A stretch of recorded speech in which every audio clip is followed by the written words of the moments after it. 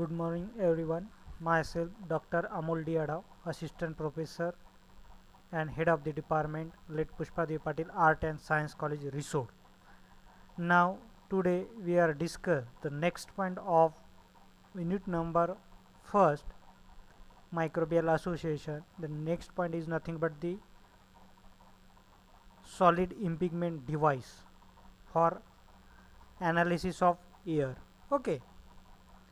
Now last lecture already discussed about the which are the few solid impingement device or solid impingement analysis device general utilization for the analysis of air. No doubt the number of different kinds of microorganisms present in the air, the different types of pathogenic microorganisms present in the air, and its need to necessary isolation, identification or impingement of different kinds of microorganisms from the air.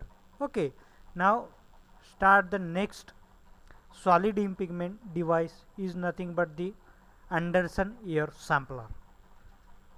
तर last लेक्चरमध्ये आपण already discuss केलं होतं की solid इम्पिगमेंट device आपण हे बघत होतो. सॉलिड इम्पिगमेंट डिवाइसमध्ये एअर मायक्रोबायोलॉजीमध्ये एअर ॲनालिसिस करताना एअरमधलं कोणकोणते मायक्रोऑर्गनिझम आहे हे शोधून काढण्याचे काही इन्स्ट्रुमेशन आहे. दोन प्रकारच्या वेगवेगळ्या पद्धतीमध्ये आपण हे मायक्रोऑर्गनिझम एअरमधले इम्पिगमेंट करत होतो, इंट्रॅप्ट करत होतो. एक आहे सॉलिड इम्पिगमेंट डिवाइस आणि दुसरं जे आहे ते लिक्विड इम्पिगमेंट डिवाइस. तर सॉलिड इम्पिगमेंट डिवाइसमध्ये आपण सुरुवातीला पाहिलं की 6 वेगवेगळ्या प्रकारचे सॉलिड इम्पिगमेंट डिवाइस जनरली युटिलाइज होतात की त्याच्यामुळे आपल्याला वेगवेगळ्या प्रकारचा मायक्रोऑर्गनिझम एअरमधला आपल्याला शोधून काढण्यासाठी मदत होतात. एअर ॲनालिसिस कशासाठी करायचं की आपल्याला माहिती आहे जनरली आपण एअरमध्ये number of different kinds of pathogenic microorganism राहतील. मग ह्युमॅनिटीची हेल्थ स्टेटस चेक करण्यासाठी आपण जनरली एअर ॲनालिसिस करत असतो. आता कोविड-19 आहे, कोविड-19मध्ये सुद्धा हॉटस्पॉट आयडेंटिफाय करण्यासाठी एअर ॲनालिसिस होत आहे किंवा करायला पाहिजे, जेणेकरून आपल्याला असं लक्षात येईल की कोणत्या ठिकाणी हॉटस्पॉट जास्त आहेत आणि तिथे आपण काय इम्प्लिमेंटेशन करू शकतो, कोणत्या प्रकारच्या पद्धती आपण त्या हॉटस्पॉट एरियामध्ये एअर मायक्रो ऑर्गॅनिझमच्या एअर ॲनालिसिससाठी आपण इम्प्लिमेंटेशन करू शकतो की ज्याच्यामुळे एअरमधले मायक्रोऑर्गनिझम तिथे कमी होतील. तर याचे एक नाही असे अनेक सारे उपयोग आहेत. तर त्यामधला आपण सॉलिड इम्पिगमेंट डिवाइस पाहत होतो. सॉलिड इम्पिगमेंट डिवाइसमध्ये सॉलिड मीडियावर आपण एअरमधले मायक्रोऑर्गनिझम इंट्रॅप्ट करत होतो. अशा इन्स्ट्रुमेशनलाच आपण सॉलिड इम्पिगमेंट डिवाइस म्हटलं होतं. सॉलिड इम्पिगमेंट डिवाइसमध्ये पहिलं जे पाहिलं होतं आपण ते petri plate method. Petri plate मेथडमध्ये आपण एक न्यूट्रंट आकार घेतला, 2 ते 3 मिनटं ज्या ठिकाणची एअर आपल्याला ॲनालिसिस करायची आहे तिथे जाऊन ती पेट्री प्लेट ओपन केली त्या एरियामध्ये असेप्टिक कंडिशनमध्ये आणि पुन्हा लॅबोरेटरीमध्ये येऊन त्याचे इन्क्युबेशन केलं. Number of different kinds of pathogenic microorganism त्या पेट्री प्लेटवरचे पाहिले. त्याच्यावरून आपण त्या एरियामधल्या त्या एअरची क्वालिटी आपण शोधून काढू शकतो किंवा कोणकोणत्या प्रकारचे त्या एरियामध्ये मायक्रोऑर्गनिझम एअरमध्ये प्रेझेंट आहे हे सुद्धा आपण त्यावरून शोधून काढू शकतो. दुसरं जे आपण इम्पिगमेंट डिवाइस पाहिलं होतं त्याला आपण स्लीव आणि slit type of air sampler असं म्हणत होतो. स्लीव आणि स्लिट.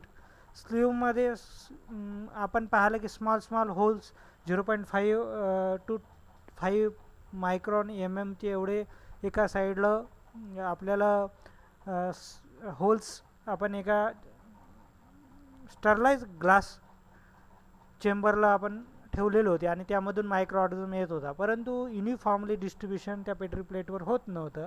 जे पेट्री प्लेट मेथड आहे त्याच्यामध्ये किती अमाऊंटमध्ये एअर गेली हे आपल्याला माहीत नव्हतं. सीव टाईपमध्ये आपण एअर ॲनालिसिस केली, एका मिनटामध्ये 25 ते 30 लिटर एवढी एअर आपण त्याच्यामध्ये ट्रान्सफर केली. परंतु युनिफॉर्मली डिस्ट्रीब्युशन त्या आगारच्या सॉलिड मीडियावर ते मायक्रोऑर्गनिझम युनिफॉर्मली डिस्ट्रीब्यूट होत नव्हते, त्याच्यामुळे त्याचा रिझल्टसुद्धा चांगला आपल्याला मिळत नव्हता. स्लीटमध्ये आपण ते जे आहे ते आपण रिमूव्ह केलेला होता डिसॲडव्हान्टेज स्लीवमधला आणि स्लीटमध्ये एका साईडनं आपण स्मॉल अमाऊंटमध्ये एअर ट्रान्सफर केली आणि युनिफॉर्मली डिस्ट्रीब्युशनसाठी त्या पेट्री प्लेट रोटेटरवर ठेवली जेणेकरून तो युनिफॉर्मली फिरेल आणि मायक्रो ऑर्गॅनिझम त्याच्यावर इंटरॅक्ट होऊ शकतील. तर हे असे 4 वेगवेगळ्या प्रकारचे सॉलिड इम्पिगमेंट डिव्हाइस लास्ट लेक्चरमध्ये आपण पाहिलेले होते. आज आपल्याला पाहायचं आहे air Andersen air sampler for the analysis of microorganism. Okay, नाव आता अँडरसन एअर सॅम्पलर म्हणजे काय? अँडरसन एअर सॅम्पलर हे एक असं इन्स्ट्रुमेशन आहे की इथे तुम्ही बघू शकता या डायग्रामॅटिक रिप्रेझेंटेशनमध्ये अँडरसन एअर सॅम्पलरची एक छानपैकी इथे आपल्याला डायग्रामॅटिक रिप्रेझेंटेशन इथे आपल्याला दिसत आहे. तर त्यामध्ये आपल्याला असं लक्षात येईल की एक ग्लास चेंबरचा पूर्ण एक ग्लास चेंबर इथे दिसते. याच्यामध्ये वरच्या साईडमधून त्यांनी एअर ट्रान्सफर केली. एअर ट्रान्सफर केल्यानंतर इथे तुम्हाला व्हॅक्यूम पंप आणि फिल्टर, ओके, व्हॅक्यूम पंप आणि एअर ॲनालिसिससाठी तुम्हाला इथे एक चेंबर तुम्हाला लावलेला आहे, जेणेकरून किती एका मिनिटामध्ये किती लिटर हवा याच्यामध्ये ट्रान्सफर होऊन राहिलेले आहे हे तुम्हाला वेइंग करता येईल. आणि व्हॅक्यूम पंपच्या सहाय्यानं जी एअर आहे ती इंट्रॅप्ट करता येईल, बाहेरची घेता येईल. मग 1 मिनिटामध्ये किती एअर आली हे सुद्धा याच्यामध्ये आपल्याला आपण याच्यामध्ये बघू शकतो. त्याच्यानंतर इथे वेगवेगळे चेंबर दिलेले लाईक दिस. इथे वेगळं चेंबर आहे, इथे हे 4 ते 5 वेगवेगळे चेंबर आहे आणि इथे त्याची वेगवेगळ्या चेंबरमध्ये त्याच्या वरच्या साईडनं हे काही होल्स आहेत. ओके, या चेंबरमध्ये न्यूट्रिएंट अगार राहणार आहे. तुम्ही डिफरंट सिलेक्टिव्ह मीडियासुद्धा याच्यात वेगवेगळ्या चेंबरमध्ये वेगवेगळा लावू शकता.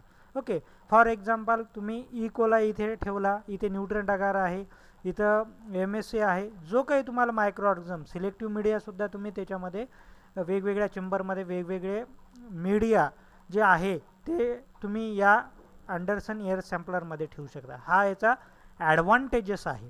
ओके, म्हणजे 1 मिनिटमध्ये किती एअर ट्रान्सफर होऊन राहिलेले आहे ते तुम्ही मेजर करून राहिलेले आहे. त्याच्यानंतर वेगवेगळे चेंबर्स आहेत, वेगवेगळ्या चेंबरमध्ये वेगवेगळे मीडिया लाईक दिस. इथं हे तुम्ही बघत आहे, इथे एक चेंबर आहे, इथे एक चेंबर आहे, इथे असे 5-6 चेंबर तुम्हाला दिलेले आहे. या सर्व ठिकाणी तुम्ही वेगवेगळे सिलेक्टिव्ह मीडिया घेऊ शकता, जेणेकरून सिलेक्टिव्ह मायक्रो ऑर्गॅनिझम जर एअरमधला तुम्हाला शोधून काढायचा असेल तर तुम्ही इझिली ते तुम्ही आयडेंटिफाय करू शकता या अँडरसन एअर सॅम्पलरमुळे. मग इथे वेगवेगळे मीडिया या खाण्यामध्ये आपण ठेवलेले आहे. याच्यामध्ये जे वरच्या साईडनं एअर ट्रान्सफर होऊन राहिलेली आहे ही किती अमाऊंटमध्ये आहे, how many number of means on the basis of classification of microorganisms on the basis of size. Okay, you can easily identify in this instrumentation. You can utilize in this particular instrumentation. You can easily identify which size of bacteria present in that particular media. You can easily isolate or identify. Why? Because different types of sieve or different types of holes present on the upper side of that particular block. Okay, simply म्हणजे या Anderson air सॅम्पलरमध्ये वेगवेगळ्या खाण्यामध्ये वेगवेगळ्या भागामध्ये आपण वेगवेगळ्या टाईपचे मीडियासुद्धा ठेवू शकतो, जेणेकरून आपण एकाच वेळेस खूप सारे वेगवेगळ्या प्रकारचे मायक्रो ऑर्गॅनिझम आयसोलेट करण्याची याची क्षमता राहणार आहे या Anderson air सॅम्पलरची.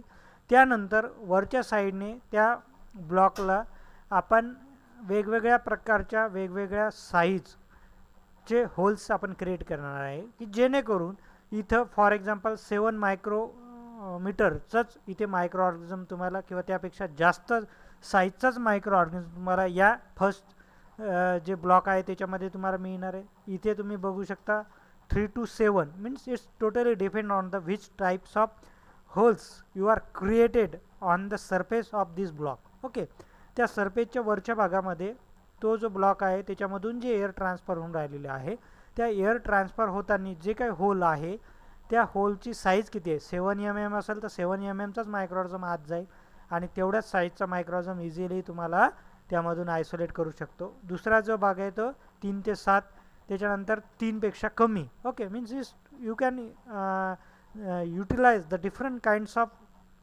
size, different types of different size of block surface holes you can create on this particular assembly. Okay, तर वेगवेगळ्या प्रकारचे साईजचे मायक्रो ऑर्गॅनिझम, वेगवेगळ्या प्रकारचे टाईपचे मायक्रो ऑर्गॅनिझम इझिली इन्स्ट्रुमेशनच्या माध्यमातून तुम्हाला या अँडरसन एअर सॅम्पलरमध्ये तुम्हाला पाहायला मिळेल. नक्कीच 1 मिनटं झाला, हे असेंब्ली बंद करायची. याच्यामधले वेगवेगळ्या सिलेक्टिव्ह मीडिया जे आहे ते असेप्टिक कंडिशनमध्ये बाहेर काढायचं, इन्क्युबेटरमध्ये ठेवायचं. इन्क्युबेटरमध्ये ठेवल्यानंतर 24 तासानंतर नंबर ऑफ कॉलनीज मिळतील. मग तुम्ही असं सांगू शकता की 1 मिनटामध्ये 25 लिटर एअर ट्रान्सफर झाली आणि त्या 1 मिनटामध्ये 25 लिटर एअरमध्ये 2000 क्वांटिटीजमध्ये बॅक्टेरिया आहेत. 2000 क्वांटिटीजमध्ये हे बॅक्टेरिया आम्हाला 1 मिनटामध्ये आढळलं आणि त्या बेसिसवरून सुद्धा तुम्ही त्या एअरची क्वालिटी जी आहे ती चेक करू शकता. ओके, तर हेच एक ॲडव्हान्टेजेस आहे या अँडरसन एअर सॅम्पलरचा, की वेगवेगळ्या साईजचे मायक्रो ऑर्गॅनिझम इझिली तुम्ही आयसोलेट करू शकता, वेगवेगळे इम्पिगमेंट करू शकता, वेगवेगळ्या प्रकारचे सिलेक्टिव्ह मीडियासुद्धा या अँडरसन एअर सॅम्पलरमध्ये तुम्ही सॉलिड मीडिया वेगवेगळ्या प्रकारचे ठेवू शकता, जेणेकरून त्या वेगवेगळ्या ठिकाणच्या वेगवेगळ्या सॉलिड मीडियावर वेगवेगळ्या प्रकारचे मायक्रो ऑर्गॅनिझम एकाच एअरमधले इझिली तुम्ही विथिन मिनिट्स तुम्ही इझिली ते आयसोलेट किंवा इम्पिगमेंट करू शकता. नेक्स्ट जो सॉलिड इम्पिगमेंट डिव्हाइस आहे त्याच्यामध्ये आपण बघणार आहे membrane filter techniques. Membrane filter टेक्निक्समध्ये ही एक इझी मेथड आहे. ही नंबर ऑफ वेजमध्ये तुम्ही युटिलायझेशन याचा केलेलं आहे. BSc फर्स्ट इयरच्या फर्स्ट सेमिस्टरच्या प्रॅक्टिकलमध्ये सुद्धा याचं इंट्रोडक्शन पाहिलेलं आहे. Membrane filter technique general utilisation for the air analysis और simply as a water analysis. Okay, म्हणजे फॉर एक्झाम्पल 10 ml वॉटरमध्ये किती how many amount of different kinds of bacteria आहे, किंवा 1 मिनटामध्ये 25 लिटर जर एअर आपण ट्रान्सफर होत असेल आणि त्या 25 लिटरमध्ये कोणकोणत्या प्रकारचे वेगवेगळे मायक्रो ऑर्गॅनिझम आहेत हे इझिली या असेंब्लीमधून आपण ते आयडेंटिफाय करू शकतो. यालाच आपण म्हणणार आहे solid impingement device membrane filter technique. आता याला सॉलिड इम्पिगमेंट डिव्हाइस का म्हटलेलं आहे?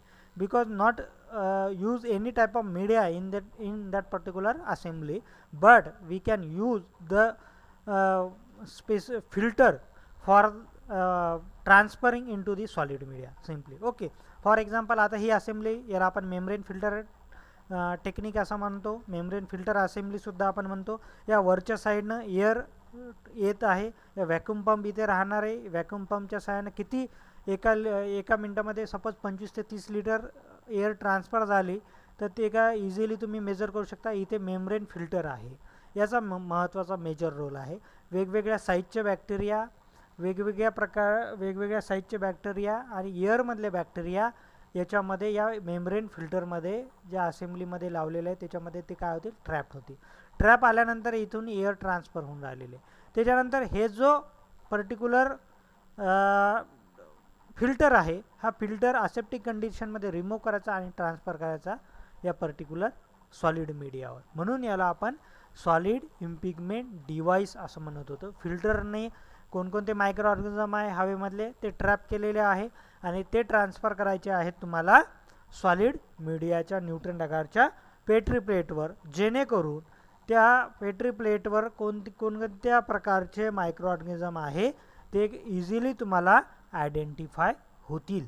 ओके, मग याच्यावर तुम्ही याच्यामधलं फिल्टर काढून ठेवला असेप्टिक कंडिशनमध्ये इन्क्युबेशनसाठी ठेवायचं. इन्क्युबेशनसाठी ठेवल्यानंतर तुम्हाला असं लक्षात येईल की इन्क्युबेशन झाल्यानंतर याच्यावरच्या वेगवेगळ्या कॉलनीज तुम्हाला दिसतील. मग तुम्ही म्हणू शकता की 1 मिनटं फिल्टर असेंब्लीमध्ये एअर आतमध्ये घेतल्यानंतर 25 लिटर एअरमध्ये 2010 और something, it's totally depend on the how many number of different kinds of different quantity of different types of microorganisms present in 1 liter of that particular area of the air. Okay, मग याच्यावर transfer केल्यानंतर ही petri plate तुम्हाला इन्क्युबेटरमध्ये ठेवावं लागेल. इन्क्युबेटरमध्ये ठेवल्यानंतर तुम्हाला ती काढल्यानंतर याच्यावर कोणकोणते मायक्रो ऑर्गॅनिझम आहे, सिलेक्टिव्ह मीडिया असेल तर कोणता मायक्रो ऑर्गॅनिझम आहे, selective types of micro organism तुम्ही इझिली आयसोलेट करू शकता, इम्पिगमेंट करू शकता, किंवा मग तुम्ही याला तुम्ही इझिली ते आयडेंटिफाय करू शकता या फिल्टर रिमूव्ह केल्यानंतर. तर हे मेम्ब्रेन फिल्टर असेंब्ली आहे, कारण याच्यात मेम्ब्रेन फिल्टर इथे या साईडमध्ये बसवलेलं आहे. एअर ट्रान्सफर झाली, एअरमधले मायक्रोऑर्गॅनिझम इंटरॅक्ट केले, कलेक्ट केले, ट्रॅक केले, या फिल्टरमध्ये जमा झाले, एअर इथे खाली गेली, इकडून बाहेर निघाली आणि किती अमाऊंटमध्ये एअर ट्रान्सफर झाली 1 मिनिटमध्ये इथे मेजर होणार आहे. आणि या बॅक्टेरियल फिल्टरवर मग सिलेक्टिव्ह मीडिया किंवा सिलेक्टिव्ह मायक्रोऑर्गॅनिझम असेल तरी तुम्ही याच्यावरून आयसोलेट करू शकता, किंवा 1 मिनिटामध्ये त्या फिल्टरमध्ये किती मायक्रोऑर्गॅनिझम आहे हे सुद्धा तुम्ही इझिली यावरून आयडेंटिफाय करू शकता. मग हे फिल्टर ठेवायचं आहे न्यूट्रन गार्डच्या पेट्री प्लेटवर 24 तास 37 डिग्री सेल्सिअसवर. इन्क्युबेटरमध्ये after incubation you can easily identify the how many number of different types and different quantity of the different types of bacteria present in 1 minute in 25 liter of air. Okay, आणि त्यावरून त्या particular एरियामधली एअरची quality आपण easily identify हे करू शकतो. Okay, आता नेक्स्ट तुम्हाला बघायचं आहे liquid impingement device, general utilisation for the air analysis. Okay, तर आता आपण बघणार आहे लिक्विड इम्पिगमेंट डिव्हाइस. पहिल्यांदा आपण 6 वेगवेगळ्या प्रकारचे सॉलिड इम्पिगमेंट डिव्हाइस एअरमधले मायक्रोऑर्गॅनिझम आयसोलेट करायचं, आयडेंटिफाय करायचं आणि त्याचा वेगवेगळा उपयोगसुद्धा आहे हेल्थच्या कम्युनिटीच्या हेल्थसाठी. एअरमध्ये कोणकोणते मायक्रोऑर्गॅनिझम ते आयडेंटिफाय करण्यासाठी, त्यावरून त्या पर्टिक्युलर एरियाचं हेल्थ स्टेटस चेकअप करण्यासाठी, या सर्व गोष्टीसाठी हे जे इन्स्ट्रुमेशन आहे हे जनरली युटिलाइज होते एअर ॲनालिसिससाठी. परंतु सॉलिड मीडिया आपण या पर्टिक्युलर इन्स्ट्रुमेशनमध्ये आपण वापरलं जातं, म्हणून याला आपण म्हटलेलं आहे सॉलिड इम्पिगमेंट डिव्हाइस. सॉलिड म्हणजे solid media, impingement means entrapped और collected the different kinds of microorganism from in the solid media और as well as in the liquid media. मग आता दुसरं आपण बघणार आहे लिक्विड इम्पिगमेंट डिव्हाइस. यावरून तुम्हाला नावावरून लक्षातच आलं असेल की जे सॉलिड इम्पिगमेंट डिव्हाइस आहे त्याच्यामध्ये एक चेंजेस केलेला आहे की सॉलिड इम्पिगमेंट डिव्हाइसमध्ये एअर ही ट्रान्सफर होताना नंबर ऑफ डिफरंट काइंड्समध्ये प्रॉब्लेम्स येत होते. मग आता लिक्विड मीडियामध्ये आपल्याला मायक्रोऑर्गॅनिझम जे आहे ते इंटरॅप्ट करायचं आहे आणि ते पर्टिक्युलर नंतर पोर प्लेट मेथडनं किंवा सिरियल डायल्युशन मेथडनं त्याच्यामधले 0.1 ml मध्ये किंवा 1 ml मध्ये कितीही मायक्रोऑर्गॅनिझम आहे ते इझिली आयडेंटिफाय करण्यासाठी लिक्विड इम्पिगमेंट डिव्हाइस आहेत. लिक्विड इम्पिगमेंट डिव्हाइसमध्ये लिक्विड मीडिया, न्यूट्रन ब्रॉथ असेल किंवा दुसरासुद्धा सिलेक्टिव्ह ब्रॉथ तुम्ही युटिलाइजेस करू शकता, वापरू शकता या एअरमधल्या त्या पर्टिक्युलर एअरमधल्या पर्टिक्युलर मायक्रो ऑर्गॅनिझमला इंट्रॅप्ट करण्यासाठी आणि त्यावरून त्याची क्वालिटी जी आहे ते मेजर करण्यासाठी तुम्हाला मदत होती. तर याच्यामध्ये 3 लिक्विड इम्पिगमेंट डिव्हाइस आहे. पहिलं जे आहे ते bead bubbler sampler method, utilisation for the analysis और impingement of microorganism from the air, but utilization in this particular instrumentation is nothing but the liquid broth or liquid media generally utilized for the entrap impingement or growth of the microorganism in that particular media. Okay, हवेमधले मायक्रोऑर्गॅनिझम इंट्रॅप करण्यासाठी, collect करण्यासाठी liquid मीडियाचा जर वापर करत असू तर त्याला आपण म्हणतो लिक्विड इम्पिगमेंट डिव्हाइस. 3 प्रकारचे वेगवेगळे लिक्विड इम्पिगमेंट डिव्हाइस आहे. पहिलं बीड बबलर सॅम्पलर मेथड. आता बीड बबलर सॅम्पलर मेथडमध्ये हे एक कोनिकल फ्लास्क घेतलेला आहे. कोनिकल फ्लास्क असेल, फनेल असेल, एक इन्व्हर्टेड फनेल त्याच्यामध्ये ठेवलेली आहे. 20 to 30 ml nutrient broth sterilize केलेला, ॲटोक्लेव्ह केलेला न्यूट्रिएंट ब्रॉथ याच्यामध्ये ट्रान्सफर केलेला आहे आणि छोट्या छोट्या ग्लास बीड्स ओके याच्यामध्ये ट्रान्सफर केलेलं आहे. मग एअर जे आहे ते सक करेल, व्हॅक्यूम पंपनं सक केल्यानंतर एअर किती अमाऊंटमध्ये 25 ते 30 लिटर 1 मिनिटामध्ये जर एअर या पर्टिक्युलर असेंब्लीमध्ये जात असेल आणि त्याच्यामध्ये जर मायक्रो ऑर्गॅनिझम असेल तर या निश्चितच त्या न्यूट्रिएंट ब्रॉथ इन्व्हर्टेड केलेली, उलटी केलेली जे फनेल आहे ती तिचं तोंड जे आहे ते खाली न्यूट्रिएंट ब्रॉथमध्ये सोडायचं आहे, जेणेकरून एकही मायक्रोऑर्गॅनिझम न्यूट्रिएंट ब्रॉथच्या बाहेर जाता कामा नाही. एअरमधून मायक्रोऑर्गॅनिझम ट्रान्सफर होतील, न्यूट्रिएंट ब्रॉथमध्ये स्टरलाइज केलेल्या कोनिकल फ्लास्कच्या न्यूट्रिएंट ब्रॉथमध्ये ट्रान्सफर होईल आणि न्यूट्रिएंट ब्रॉथमध्ये ट्रान्सफर केल्यानंतर ग्लास बीड तिथे फोम जनरेट न करता जी एअर आहे ती ट्रान्सफर बाहेर टाकून देईल. मग एका मिनिटामध्ये सपोज 25 ते 30 लिटर एवढी एअर ट्रान्सफर झालेली आहे. एवढी एअर गेल्यानंतर 200 to 300च मायक्रो ऑर्गॅनिझम प्रेझेंट राहतील त्या पर्टिक्युलर पेट्री प्लेटवर. ओके, तर यालाच आपण म्हणणार आहे glass Beed bubbler method for the air analysis. याच्यामध्ये एकच आहे, एक कोनिकल फ्लास्क घेतला, एक इन्व्हर्टेड फनेल ट्रान्सफर केली, हे सर्व असेंब्ली स्टरलाइज केलेली आहे, त्याच्यामध्ये 20 to 30 ml न्यूट्रन ब्रॉथ टाकला आणि एअर ट्रान्सफर केली. एअरमध्ये मायक्रो ऑर्गॅनिझम असतात. जर लिक्विड ब्रॉथमध्ये ते सर्वाईव्ह राहत असतील तर जास्त काळापर्यंत प्रेझेंट राहतील, कमी जर होत असेल तर कमी मायक्रो ऑर्गॅनिझम प्रेझेंट राहतील त्या पर्टिक्युलर एरियामध्ये. ओके, तर याच्यामध्ये ग्लास बीड आपण युटिलायझेशन करून राहिलेलं आहे एक, की जेणेकरून ते त्याच्यामध्ये फोम जनरेट होणार नाही, फेस येणार नाही आणि मायक्रो ऑर्गॅनिझमची करेक्ट क्वांटिटी जी आहे ती तुम्हाला कळेल. दुसरं जी मेथड आहे तिला आपण म्हणणार आहे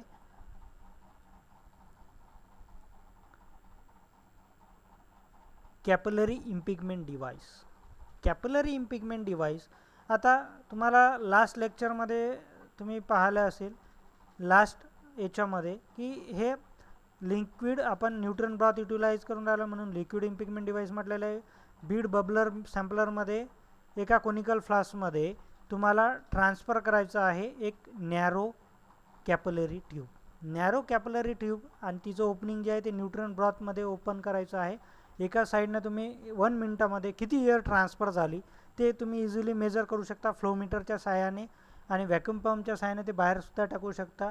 त्यानंतर जे एअर इनलेट आहे ते कॅपिलरी नॅरो लॉंग ट्यूब असल्यामुळे याच्यामध्ये मायक्रो ऑर्गॅनिझमचे क्लम किंवा डस्ट पार्टिकल असतील तर तिचे क्लमसुद्धा या नॅरो कॅपिलरी ट्यूबमध्ये प्रेझेंट राहणार नाही आणि या न्यूट्रिएंट ब्रॉथमध्ये ती एअर ट्रान्सफर केल्यानंतर एका मिनिटामध्ये 25 ते 30 लिटर एअर याच्यामध्ये जाईल आणि किती प्रमाणामध्ये मायक्रो ऑर्गॅनिझम आहेत हे तुम्हाला इझिली पोअर प्लेट मेथडनं किंवा सिरियल डायल्युशन मेथडनं या पर्टिक्युलर लिक्विडचा अभ्यास करून तुम्हाला त्याच्यामध्ये पाहायला मिळणार आहे.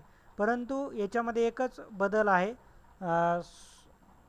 सॉलिड इम्पिगमेंट डिव्हाइसमध्ये पहिलं जे डिव्हाइस पाहिलेलं आहे आपण बीड बबलर आणि दुसरं जे आपण बघत आहे कॅपिलरी ट्यूब, याच्यामध्ये नॅरो एक लांब नॅरो कॅपिलरी ट्यूब आहे जेणेकरून मायक्रो ऑर्गॅनिझमचे क्लम्प होणार नाही आणि बाकीचा मेकॅनिझम जो आहे ते बीड बबलर सारखाच आहे.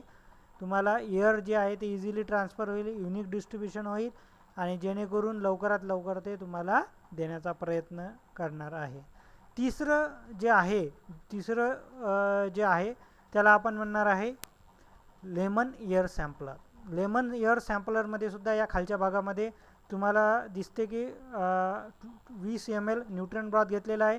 याला 6 होल्स खालच्या भागामधून न्यूट्रन ब्रॉथमध्ये एका टेस्ट ट्यूबमध्ये न्यूट्रन ब्रॉथ घेतलेला आहे, त्याच्यामध्ये एक कॅपिलरी अटॅच केलेली आहे. कॅपिलरीमधून एअर ट्रान्सफर होऊन राहिलेली आहे. इथे फ्लोमीटर आहे, फ्लोमीटरमधून किती अमाऊंटमध्ये एअर गेली इझिली तुम्ही आयसोलेट करू म्हणजे मेजर करू शकता आणि त्याच्यामध्ये 6 ओपनिंग्स या न्यूट्रन ब्रॉथच्या आतमध्ये एका कॅपिलरी ट्यूबमध्ये ठेवलेले आहे जेणेकरून त्याच्यामधले मायक्रो ऑर्गॅनिझम जे आहे ते याच्यामध्ये ट्रान्सफर होतील परंतु युनिफॉर्मली डिस्ट्रीब्युशन होईल या न्यूट्रन ब्रॉथमध्ये आणि या केझल हॅल्ट क्रॅप विथ स्क्वेअर ग्लास ब्लेमच्या साहाय्यानं तुम्ही ते इझिली युनिफॉर्मली डिस्ट्रीब्युशन होणार आहे.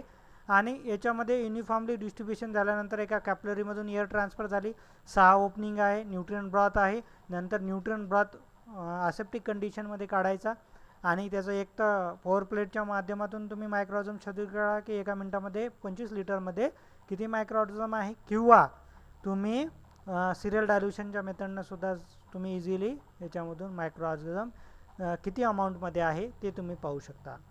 आज आपण बघलेलं आहे bead bubbler method, capillary tube method आणि lemons air sampler for the they all are the liquid impingement device generally utilization for the analysis of air. And why need the analysis of air? Because all kinds of different kinds of microorganisms present in the air, they can very dangerous pathogenic microorganism, they can easily spread or spread the number of different kinds of pathogens in the community and ultimately the reason is जर वेगवेगळ्या micro organism present असतील त्या एअरमध्ये आणि ते शोधले नाही, ते identify केले नाही, तर निश्चितच त्या पर्टिक्युलर त्या एरियामध्ये जे काय मायक्रो ऑर्गॅनिझम आहेत त्या पॅथोजेनिक मायक्रो ऑर्गॅनिझम ह्युमन बॉडीपर्यंत पोहोचतील आणि ह्युमन बॉडीपर्यंत पोहोचल्यानंतर number of different kinds of pathogenic मायक्रो ऑर्गॅनिझममुळे त्या पर्टिक्युलर एरियामधला पर्टिक्युलर पर्सनला ते हार्मफुल आहे, ते इझिली त्याला डिसीज हा होऊ शकतो. म्हणून अतिशय सुंदर आणि अतिशय छान पद्धतीमध्ये या नोट्समध्ये सॉलिड ॲज वेल ॲज लिक्विड इम्पिगमेंट डिव्हाइसचा अभ्यास केलेला आहे. तर सर्व विद्यार्थ्यांना सूचित करण्यात येते की सर्वांनी लेक्चर हे करावे. ग्रामीण भागातल्या विद्यार्थ्यांसाठी एक लेक्चर सिरीज चालू झालेली आहे. जर कोणाचे काही लेक्चर मिस झाले असतील त्याचे सुद्धा आम्ही लिंक जी आहे ती कालांतराने प्रोव्हाइड करणार आहे, जेणेकरून आपला कोणताही विद्यार्थी या शैक्षणिक वर्षामध्ये सेमिस्टर 5 मधला अभ्यासापासून वंचित हा राहिला नाही पाहिजे. ओके, तर इथे तुमचं solid and liquid impingement device for the analysis of air हा टॉपिक जो आहे, हा जो पॉईंट आहे इथे कवर झालेला आहे. नेक्स्ट पॉईंटमध्ये आपण which different kinds of microgerm present in the air त्याचा आपण डिटेल्समध्ये स्टडी करणार आहे. Okay, thank you.